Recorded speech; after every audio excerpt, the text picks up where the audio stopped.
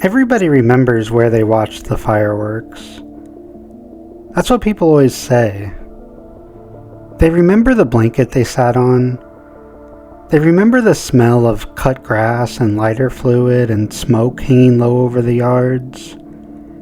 They remember the kids running around with glow sticks. They remember somebody's dad lighting bottle rockets out of an old coffee can. They remember the first big boom over the trees and everybody looking up at the same time.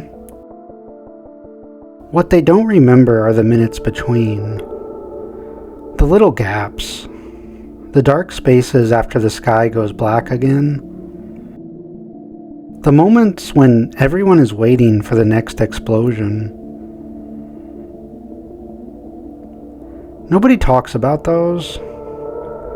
Maybe because there's nothing to talk about. Or maybe because something makes sure that there isn't. I didn't used to think that way. I loved the 4th of July when I was a kid. I loved all of it. The cheap paper flags stuck in front yards, the red, white, and blue streamers tied to porch railings, the smell of hot dogs on grills, the sound of kids screaming before anything scary had even happened.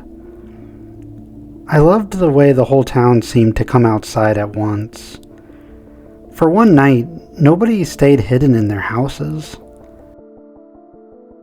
Everybody sat in lawn chairs. Everybody waved at passing cars. Everybody pretended the heat didn't bother them. Even the old men who complained about the noise still came outside to watch. That was how it was in Ashford. Small town, middle of nowhere, 2 gas stations, 1 grocery store, 1 diner that closed at 2 in the afternoon. The kind of place where people did not give directions by street names. They gave them by old buildings. Turn left where the bowling alley used to be. Keep going until you pass the blue house that burned down. If you hit the cemetery, you went too far. Ashford sat between soybean fields and cornfields, with a river curling along the south edge of town, like it had gotten tired and decided to stop there. That river was where we watched the fireworks every year. There was a park beside it, Henderson Park, a baseball diamond, 2 shelters, a playground with metal slides that got too hot to touch in July, a boat ramp nobody used after dark. Every 4th, the town packed itself into that park. People showed up before supper just to claim the best spots. They brought coolers and folding chairs and blankets that smelled like basements. The volunteer fire department sold burgers and pork chops from a tent by the parking lot. The church ladies sold pie slices wrapped in plastic. Teenagers hung around the basketball court pretending they had somewhere better to be. Little kids ran through the grass holding sparklers like tiny torches. That was always my favorite part. Before the fireworks started. Before the whole sky turned loud. There was this hour right after sunset when everything felt perfect. The heat softened, the bugs came out, the river turned black. You could hear country music playing from somebody's truck, low and scratchy, half drowned out by laughter. You could smell smoke from half a dozen grills. And everywhere you looked, people were just waiting. I was 17 the year my brother disappeared. His name was Caleb. He was 21. 4 years older than me, which meant that for most of my life he acted like he was 40 years older. He drove too fast, worked construction during the week, got sunburned every summer and refused to wear sunscreen because he said he wasn't made of glass. He could definitely be annoying. He could be loud. He could make a joke at the worst possible time, but he was my brother. And back then, I still believed brothers were permanent.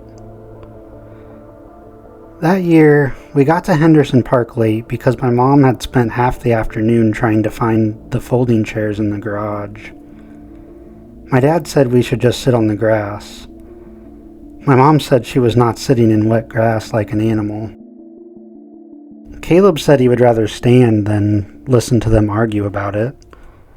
I remember that. I remember him leaning against his truck with his arms crossed, grinning like the whole thing was a show put on just for him. He was wearing a gray shirt, jeans, work boots, a cheap pair of sunglasses hooked into his collar, even though the sun was almost gone. That part matters. I didn't know it mattered then, but it does. Because after that night, I would describe those clothes to police officers, to neighbors, to people with flashlights walking through ditches, to strangers who came into town pretending they were helping but mostly just wanted to be close to a tragedy.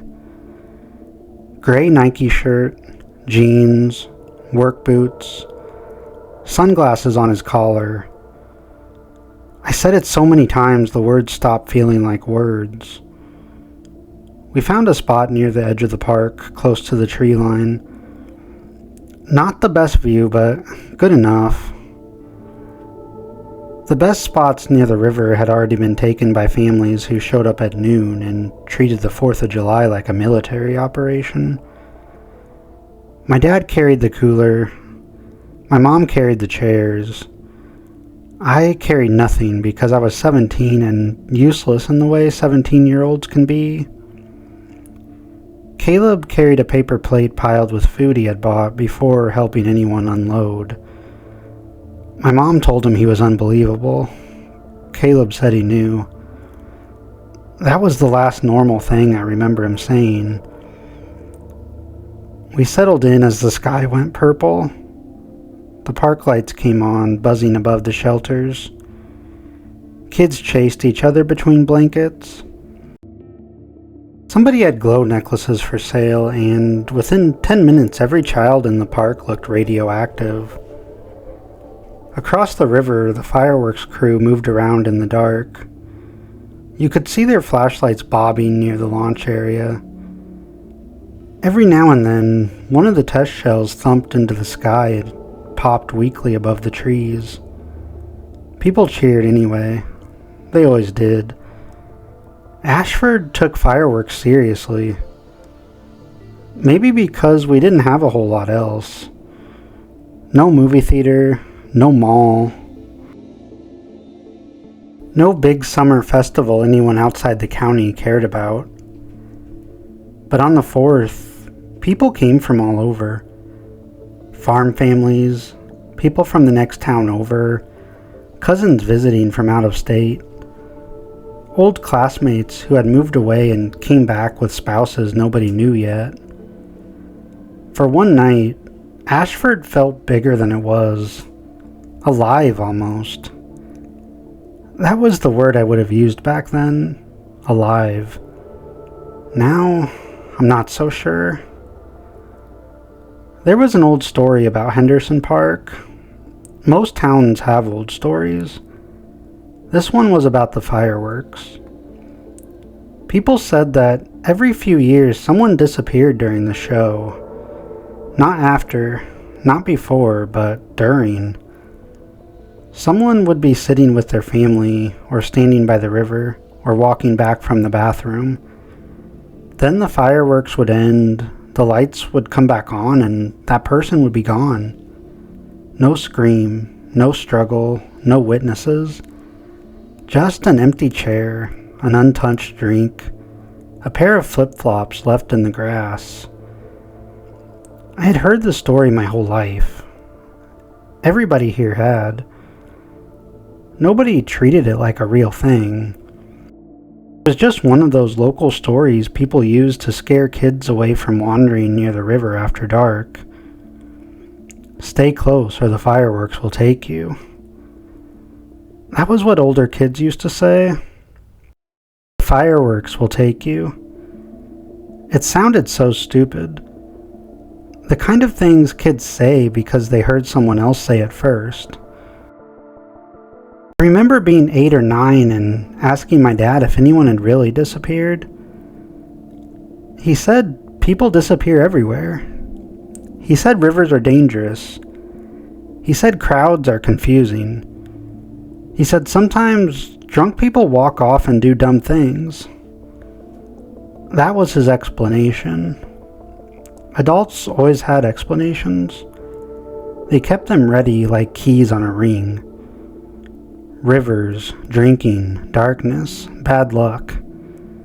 And if those didn't work, they used the one that covered everything. People are strange. That was usually enough, but there were names. That was the part people did not joke about as much. The names. Rebecca Gantz in 1987, 16 years old, gone from a blanket while her parents watched the finale. Patrick Lowell in 1993, found his shoes by the boat ramp. Never found him. Mason Drew in 2001, 8 years old. His mother swore he had been holding her hand, and then he wasn't. There were others depending on who told it. Some people added names, some left names out. Some said the disappearances went back to the 1940s, before the fireworks show was even held at Henderson Park. Some said it started after they moved the launch site across the river. Some said it had nothing to do with the 4th at all. Small towns do that. They pass stories around until nobody knows which parts are true. But the thing about Ashford was this. Even people who laughed at the story still kept their children close once the fireworks started. They still made sure everyone went to the bathroom before dark. They still counted heads when the finale ended. They just did it quietly, like checking the stove before leaving the house. Just a habit, a superstition, nothing more. That night I remember my mom telling us to stay where she could see us. Caleb laughed and told her he was 21. She said she didn't care if he was 41. My dad told her to relax. He said it was the 4th of July, not a prison yard. My mom said she knew what night it was. Something in her voice made Caleb stop smiling for a second. I noticed that. I didn't think much of it at the time. There are so many things like that in a memory. Little things that mean nothing when they happen. Then later, they sit there glowing, like a coal that never went out. The fireworks were supposed to start at 10. By 9:30, the park was packed. People had filled every open patch of grass from the shelters to the riverbank. The air had gone thick with bug spray and sweat. Somewhere behind us, a baby cried. Someone's radio played Born in the USA from a blown speaker. A group of teenagers set off firecrackers near the bathrooms until a firefighter yelled at them. The smoke drifted low across the park and settled between people's legs. I remember looking around and feeling that warm, lazy happiness that only comes in summer. The kind you do not notice until years later when you would give anything to feel it again. Caleb stood beside me near the tree line eating a funnel cake. He had powdered sugar all over his shirt. I told him he looked like an idiot. He said I was just jealous because I had wasted my money on the nachos. He was right. The nachos were terrible. I remember all of that clearly. Too clearly sometimes. Because what happened later has a way of making every normal detail feel important. The sticky paper plate in his hand, the powdered sugar on his fingers, the sound of him laughing through his nose, the way he kept glancing toward the river. At first I thought he was watching the fireworks crew. Then I realized he was looking lower, not across the water, but at the water. The river was dark by then, flat and slow. A few reflections trembled on the surface from the park lights behind us. There was a breeze, but barely. Just enough to move the leaves. Just enough to carry the smell of mud from the bank. I asked Caleb what he was staring at. He said he thought he saw somebody standing down there. I looked. I didn't see anyone. Just the slope of grass leading to the boat ramp. The wooden posts along the water. The black line of the opposite bank. Caleb kept looking.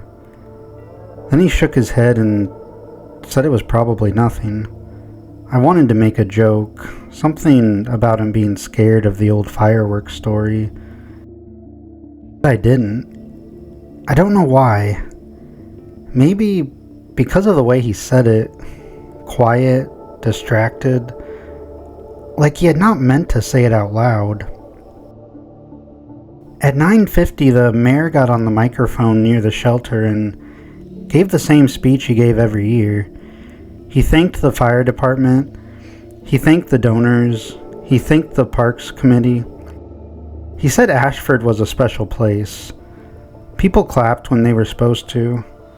A few kids booed because they wanted the fireworks to start. The mayor laughed and said he would keep it short. He did not. While he talked, the park slowly changed.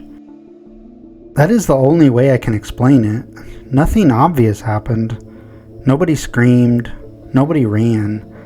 But the whole place seemed to sink a little deeper into the dark. The laughter got quieter. The spaces between conversations stretched out.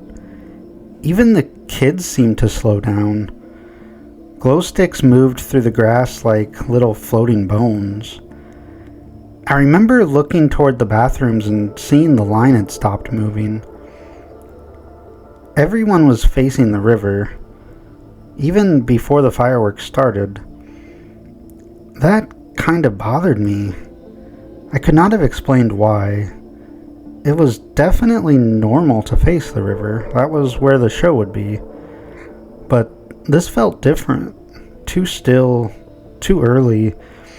Like the whole park had heard something I hadn't. I turned to Caleb. He was still looking down toward the water. His funnel cake hung forgotten at his side. Powdered sugar fell from the edge of the plate and disappeared into the grass. I said his name. He blinked. Then he looked at me and smiled. But it was delayed. Just by a second. Like he had to come back from somewhere first. He said he was fine. He said he was just tired. Then the park lights went out. Every year they shut off the lights before the show so the fireworks looked brighter. Everybody knew it was coming. Still, the darkness hit hard. A few kids screamed and laughed. Someone whistled. My mom told us not to move. My dad told her nobody was moving. The first shell launched with a heavy thump from somewhere across the river. A second later, it burst over the trees. The whole park flashed red. For just an instant, every face around us came into focus. Then everything disappeared back into darkness. The crowd cheered. Another shell climbed into the sky. I looked over at Caleb. He wasn't even watching the fireworks. He was staring toward the boat ramp. I nudged his shoulder. "What?" He didn't answer. Another explosion lit the river. His eyes stayed fixed on the shoreline. I followed his gaze. There wasn't much to see. The old wooden dock, the grass leading down to the water, a couple of empty benches. Nothing else. The light faded again. I asked him what he was looking at. He frowned without taking his eyes off the river. Then he quietly asked me a question that didn't make any sense. "Do you know them?" he asked. I looked again. "Know who?" "The older couple." I stared toward the boat ramp. The shoreline was empty. I said I didn't see anybody. For a second I thought he was messing with me. Then another firework exploded overhead. The river flashed white. Caleb's expression changed. Not fear or confusion, but like something had just happened that he couldn't explain. "What?" I asked. He swallowed. "The woman..." He stopped. I waited. "The woman just smiled at me," he said. I looked again. Nothing. Just the river, the benches, the empty grass. The darkness came back. Another shell screamed into the sky. The explosion rolled over the park. Caleb took one slow step backward. I asked him what was wrong. He never looked away from the shoreline. His voice was barely above a whisper. "She's waving." I looked. I swear I looked. There was nobody there. Another shell burst over the river, blue this time. The crowd clapped. Kids pointed at the sky. I looked back toward the shoreline before Caleb could say anything. Nothing. Still just the old dock, the benches, the water. When the darkness came back, I asked him if they were still there. He nodded. He said they had not moved. Not even a step. Another firework climbed into the sky. The explosion rolled across the park hard enough to shake the ground beneath our feet. For a second, the whole riverbank lit up. Empty. The light disappeared. Caleb let out a slow breath. He said the old man still hadn't looked away from him. He said the woman was still watching him. I told him nobody was there. He didn't even argue. He just kept staring. Around us, the fireworks kept coming. Children laughed every time another shell burst overhead. People applauded after the bigger explosions. Somewhere behind us, a little kid cried because the fireworks were too loud. Everything sounded so ordinary that I almost convinced myself Caleb was playing some stupid joke. Then another shell exploded. Green. I searched the shoreline again. Nothing. Caleb swallowed. He said the woman wasn't waving anymore. I asked him what she was doing. He didn't answer right away. When he finally spoke, his voice had gone quieter. He said she was pointing at him. At the time, I just laughed. Not really because I thought it was funny, but because it sounded so ridiculous. I told him to knock it off. He didn't even look at me. Another firework screamed into the sky. The flash came and went. I searched the shoreline. Nothing. No couple, no movement, just the river. Caleb shook his head, almost to himself. He said they had moved. I felt a knot settle in my stomach. I asked him where. He said they weren't standing by the dock anymore. They were standing beside the first tree along the riverbank. I looked until my eyes watered. There wasn't anyone there. Another shell burst. Red. The cheering almost drowned out Caleb's voice. Almost. He said something that made every hair on my arms stand up. He said neither of them had looked at a single firework. Not one. He said every time the sky lit up, they were already looking at him. I told myself he was imagining it. I had to. There wasn't another explanation. Then another firework exploded. The brightest one yet. The whole park turned white for a split second. I looked exactly where Caleb had been pointing. The dock, the tree, the shoreline. Nothing. The darkness returned. Caleb didn't say anything. I waited. Another shell hissed into the air.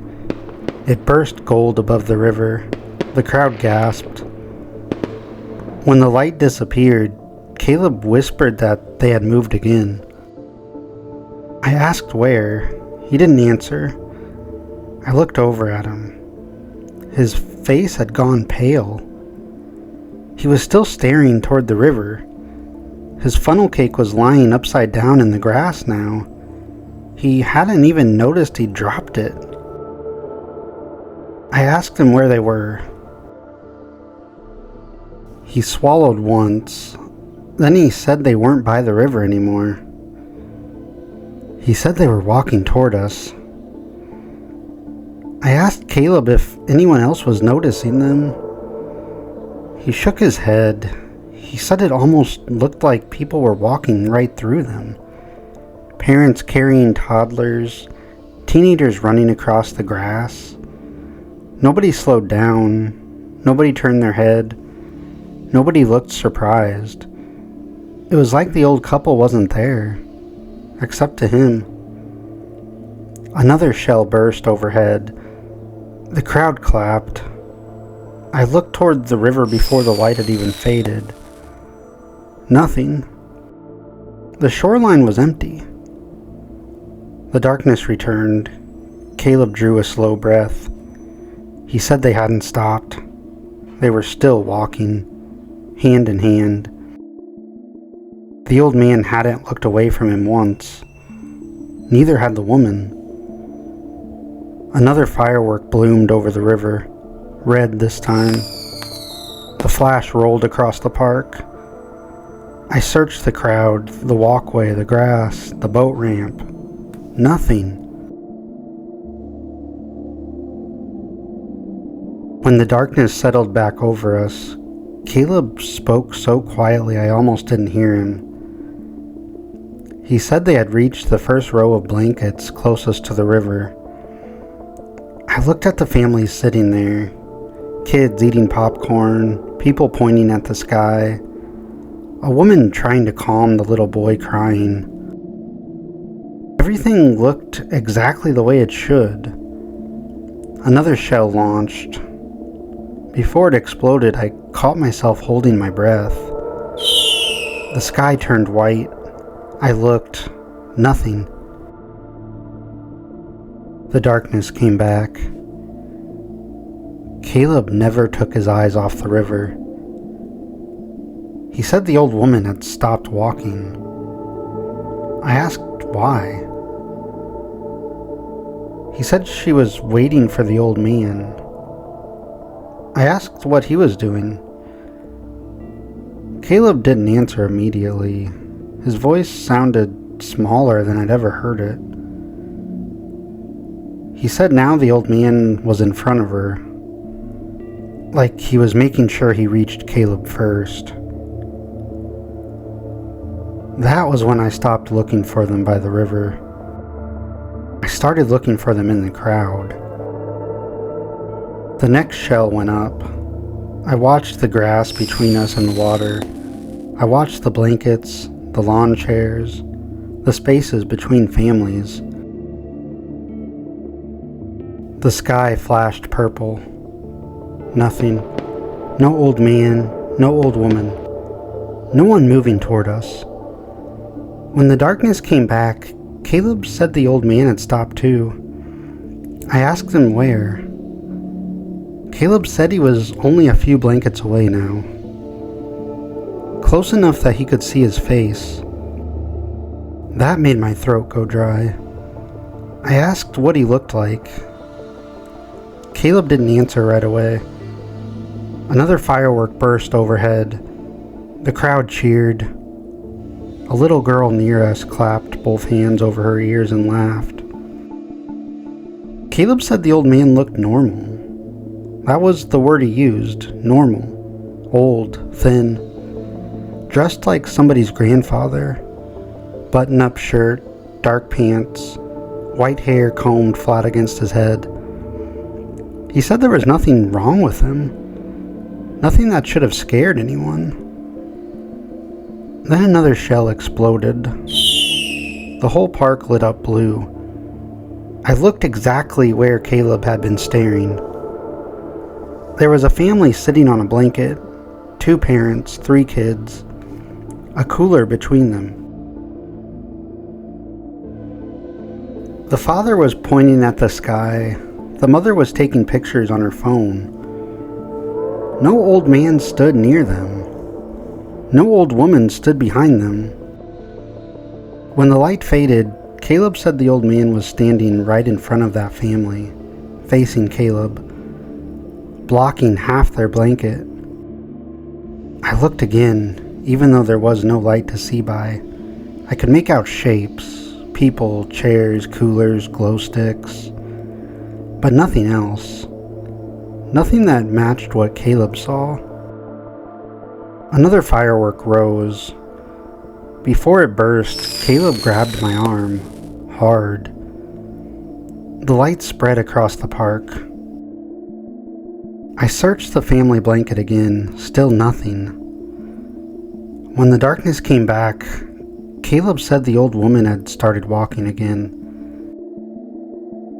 He said she stepped around the old man, slow, careful, like she did not want to get too far ahead of him. Then he said she was pointing again, at him. The fireworks kept coming, one after another, faster than before. It wasn't the finale yet, but it was getting close. You could feel it building. The pauses were shorter, the smoke was thicker, the cheers came quicker. People started sitting up straighter. Kids moved closer to their parents. Everybody knew the best part was coming. Caleb did too. I could see it in his face. Whatever he was seeing, he understood something about the timing. He told me he thought they were waiting for the end. I asked what he meant. He said they had stopped moving every time the sky went dark. Then they got closer with the next flash. But now they weren't moving at all. They were just standing there, both of them, side by side, smiling, waving. I told Caleb we needed to get Mom and Dad. He shook his head before I even finished saying it. He said not to. He said if he looked away, he was afraid they would be closer when he looked back. I wanted to tell him that made no sense. But nothing had made sense for several minutes now. So I stayed there with him, standing near the tree line, smoke in my throat. fireworks shaking the ground. My brother staring at two people that I could not see. Another shell burst, red, then another, green, then another, gold. Caleb's fingers tightened around my arm. Now he said the old man wasn't smiling anymore. I asked him what he was doing. Caleb stared into the darkness for another second. Then he quietly said he was just standing there. The fireworks changed after that. Not all at once, but just enough that you noticed. The pauses kept getting shorter.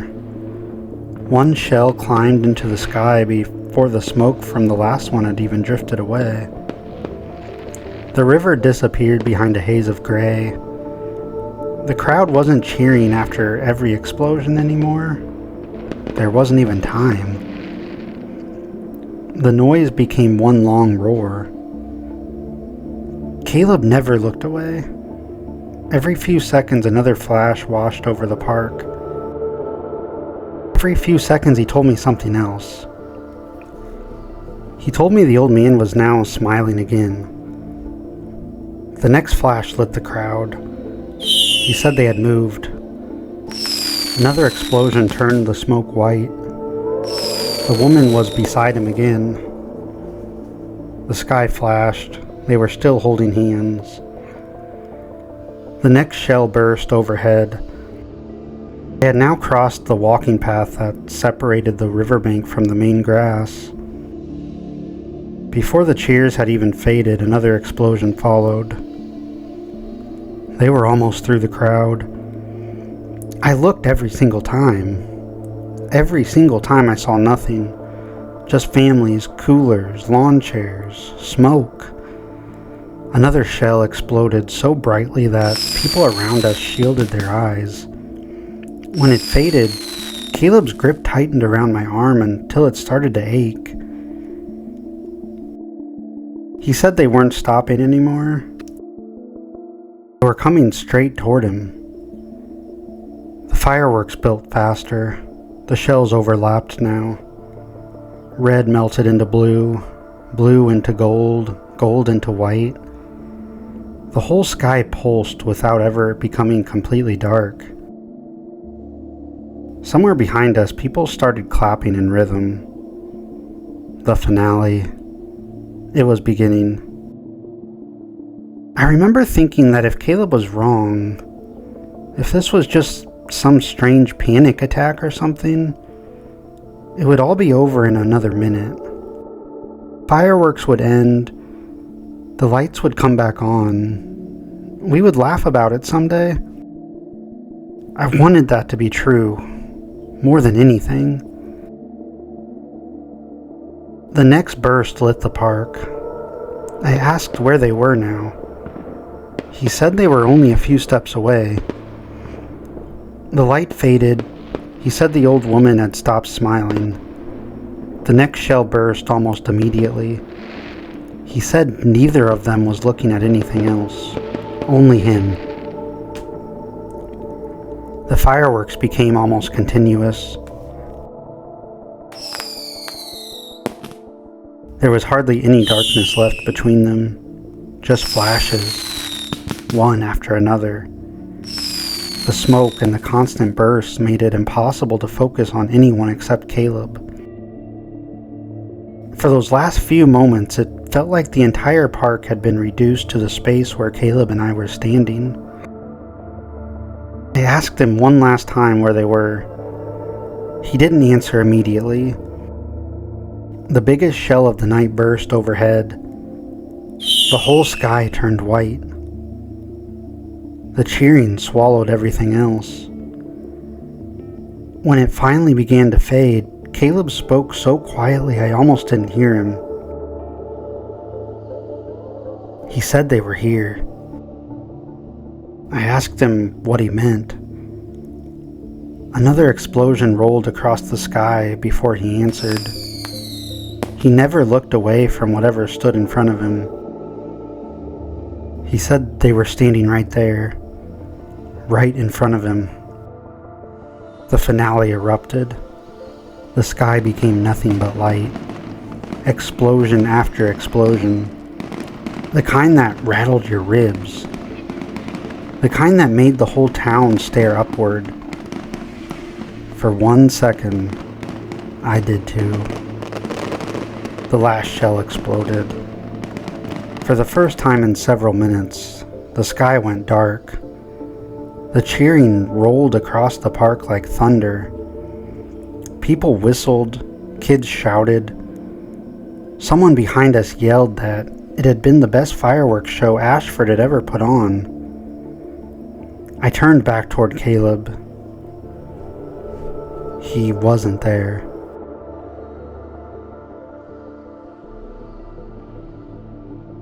I just stood there. Nothing made sense. He had been standing right beside me. I had felt his hand on my arm. I looked back at the spot where he'd been. Then I looked again. He should have been there. He just wasn't. There was nothing, just trampled grass. The paper plate from his funnel cake lying upside down where he dropped it. I remember thinking I had to be looking in the wrong place. I had to be. I started searching everywhere. He wasn't behind me. He wasn't by the tree line. He wasn't walking toward the parking lot. He wasn't anywhere. My heart started pounding so hard I could hear it over the people cheering. I called his name, not loudly at first, but just enough that he would hear me if he had somehow wandered a few steps away. Nothing. I called again, louder. People nearby turned to look at me. I barely noticed. I started weaving through the blankets, looking behind lawn chairs, looking between families packing up their coolers. I kept expecting to see the gray Nike shirt, the work boots, anything. There was just nothing. Then I started running. I remember yelling his name over and over. Someone asked who I was looking for. I told them my brother. I couldn't find my brother. At first they looked confused. Then they saw my face, and they started looking too. I spotted my parents near the cooler. I ran toward them so fast I nearly knocked over a little kid carrying a folded lawn chair. My mom asked where Caleb was. I told her I didn't know. I remember how quickly her expression changed. 1 second she looked annoyed, and the next, she looked terrified. My dad didn't say anything. He just turned toward the river and started searching the crowd fast. I never told either of them about the old couple. Not then. Not when we were screaming Caleb's name into a park full of people. Because even then, I knew how impossible it sounded. They searched until sunrise. Then they searched the next day, and the day after that. Volunteers came from 3 counties. The fire department searched the riverbank. Divers went into the water. Boats moved slowly up and down the shoreline. Dogs tracked Caleb's scent to the edge of Henderson Park. Then they lost it. The state police came. Helicopters circled the fields. They searched the abandoned barns, drainage ditches, creeks, cornfields, every road leading out of town. They found nothing. Not his phone, not his wallet, not his boots. Not a single footprint leading away from where he had been standing. Nothing. Eventually the search ended. The questions didn't. Some people thought he had drowned. Some thought he had run away. Some thought somebody had taken him. Nobody agreed. Nobody ever found an answer. That was 5 years ago. My parents moved away 2 years after Caleb disappeared. They said Ashford didn't feel like home anymore. Maybe they were right. I stayed. People ask me why. I usually tell them my job is here, my friends are here, my life is here. It's easier than telling them the truth. The truth is, every 4th of July I go back to Henderson Park. I stand near the same tree line, close enough to see the river, close enough to see the old dock. I don't bring a chair anymore. I don't bring food. I don't even watch the fireworks. When the first shell goes up, I watch the crowd. Every year I tell myself I'm not going back. Every year I do. Because some part of me still believes I'm going to see him. A gray Nike shirt, jeans, work boots, standing somewhere in the crowd. Maybe looking just as confused as I was. Maybe wondering where 5 years went. I know how impossible that sounds, but I also know what I saw. I know Caleb was standing beside me. I know I felt his hand gripping my arm. And I know that when the sky went dark, he was gone. Last year, I stayed until almost everyone had left. Families folded their lawn chairs, kids carried sleeping toddlers back to their cars. The volunteers had picked up trash along the river. The smoke drifted away. The park slowly emptied. I was about to leave when I looked toward the boat ramp one last time. I don't know why, habit maybe. The shoreline was almost completely dark. Almost. For literally just a split second, I thought I saw 2 people standing near the old dock. An older man, an older woman, standing side by side. A family walked between us. When they passed, the shoreline was empty again. Maybe it was the smoke. Maybe it was the darkness. Maybe it was grief playing tricks on me after all these years. I hope that's all it was. I really do. Because in a few days, it'll be the 4th of July again, and I'll be standing in the same place, watching the crowd, counting heads, waiting for the finale, and praying that this year, everyone goes home